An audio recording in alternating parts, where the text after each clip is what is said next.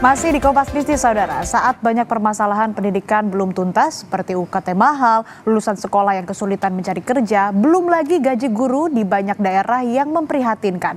Pemerintah ini justru berencana mengutak-ngatik dasar hitungan anggaran pendidikan dari semula belanja menjadi penerimaan negara. Benarkah demi fleksibilitas fiskal atau justru pemerintah belum punya sumber atau pos baru bagi penerimaan negara untuk membiayai program baru? Kompas Bisnis sudah bersama Bima Yudhistira, Direktur Eksekutif Selios.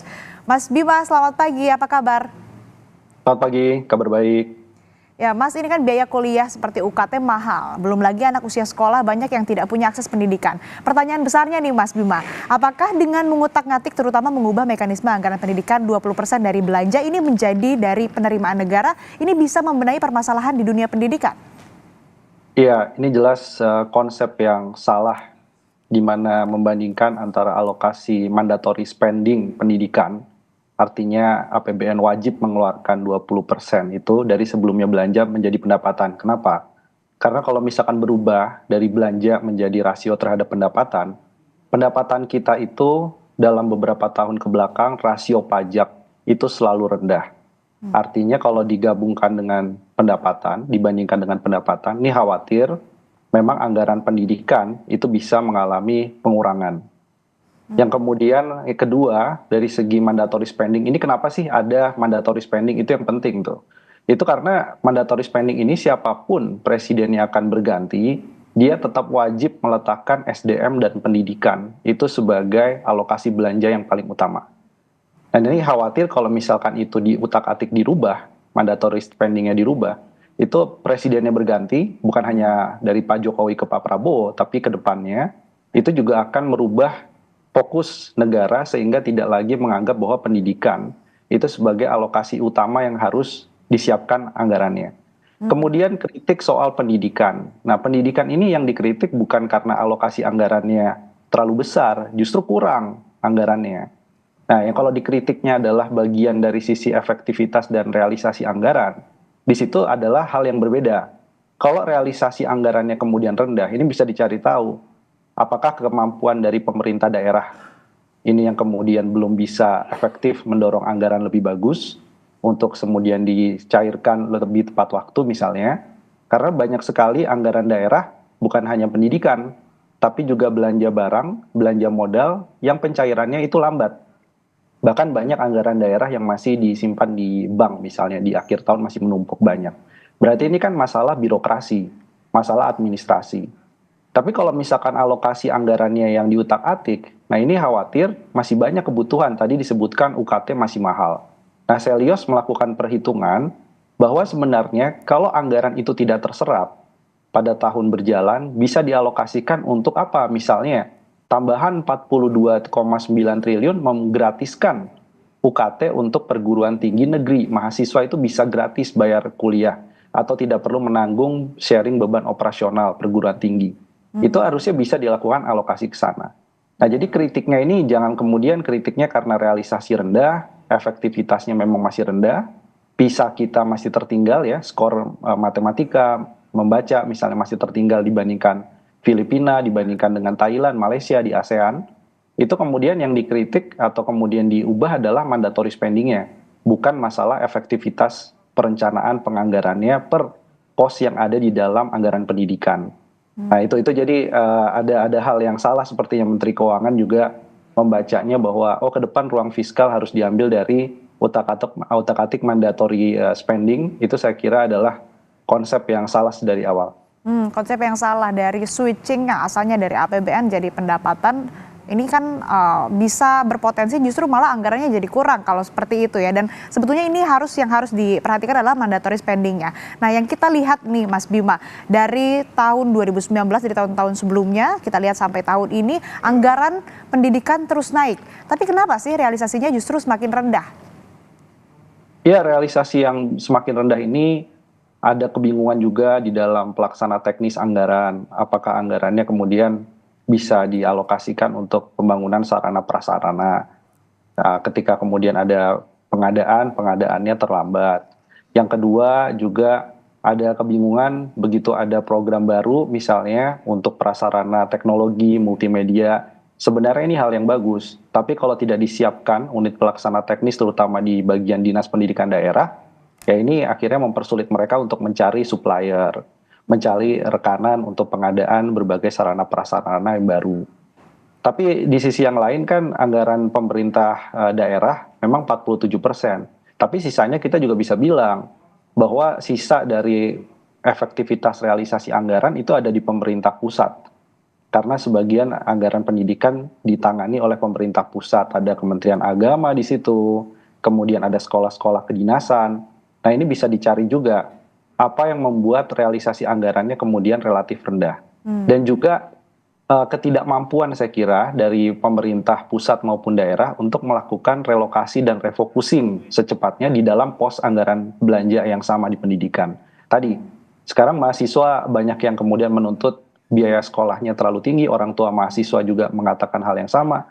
Kenapa tidak di switching secara cepat, begitu ada anggaran yang belum terrealisasi, itu untuk menambah pos-pos anggaran pendidikan yang dibutuhkan secara urgent.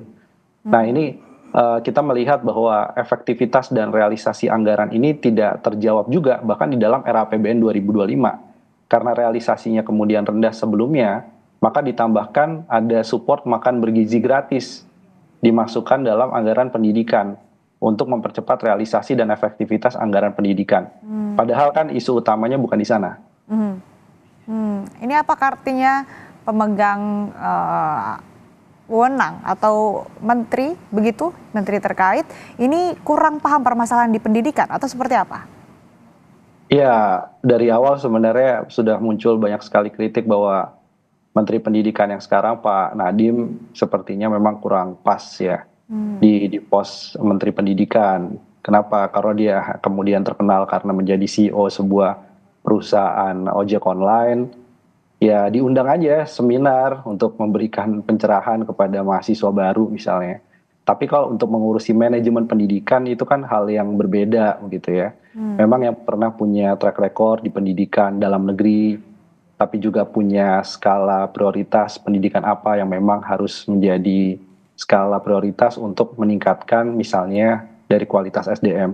Jadi bukan hanya oh ya dia berasal dari startup yang kemudian cukup sukses, cukup besar, unicorn, masuk menjadi pos Menteri Pendidikan, kemudian di pos Menteri Pendidikan dianggap bahwa masalahnya adalah hanya mismatch antara kebutuhan dunia usaha dengan lulusan dari dunia pendidikan. Itu satu hal, tapi kan masih banyak hal-hal lainnya.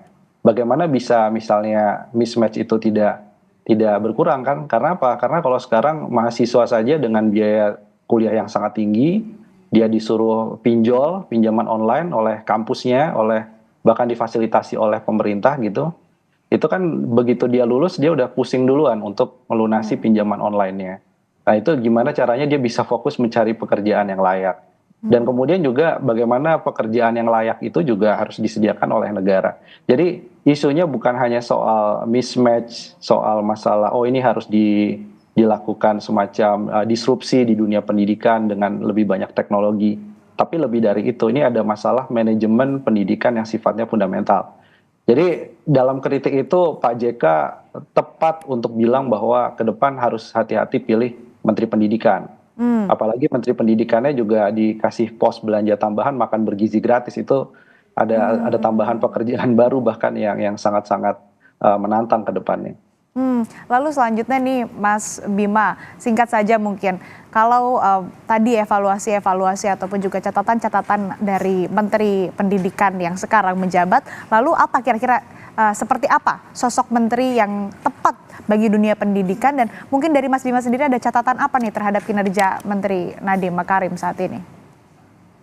Ya, mungkin lebih menatap ke depan ya, yang kritik yang sekarang dan ke belakang sudah banyak, tapi yang ke depan ini yang jelas menteri yang bisa bilang bahwa mandatory spending 20% anggaran pendidikan itu tetap harus dipertahankan berdasarkan proporsi belanja bukan proporsi pendapatan.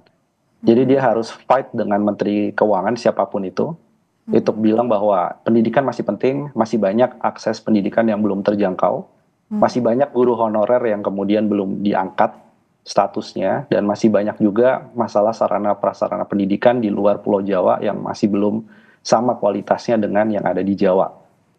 Itu yang harus dilakukan pertama. Yang kedua, dia harus memiliki integritas, tidak memiliki konflik kepentingan, dan juga dia punya wawasan global, iya, tapi di satu sisi sering tadi turun ke daerah, sering kemudian melihat kondisi bagaimana pendidikan itu membangun sekolah satu hal, tapi di sisi yang lain tenaga pengajarnya ada atau tidak.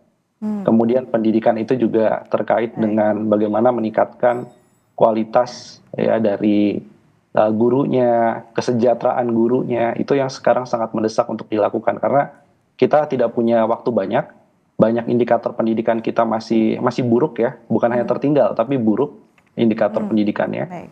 Jadi memang harus sosok yang betul-betul inovatif, tapi juga harapannya berasal dari dunia pendidikan itu sendiri dan lebih berpihak kepada tekanan yang dirasakan oleh orang tua siswa dan siswa saat ini yang kondisi ekonominya semakin berat. Baik, artinya kita harapkan ya Mas Bima, semoga nanti Menteri Pendidikan yang terpilih, yang menjabat nantinya, ini bisa mengerti, paham betul masalah pendidikan dan juga mau fight dengan Kementerian Keuangan begitu untuk bisa mempertahankan mandatory spending di 20% dari anggaran belanja negara begitu ya, bukan dari pendapatan. Kita harapkan juga yang terbaik, semoga nanti anggaran ini tidak dikurangi dan juga realisasinya juga tidak menurun seperti tahun-tahun berikutnya. Terima kasih Mas Bima Yudhistira, Direktur Eksekutif Selios telah bergabung bersama kami di Kompas Bisnis. Sehat selalu. Terima kasih.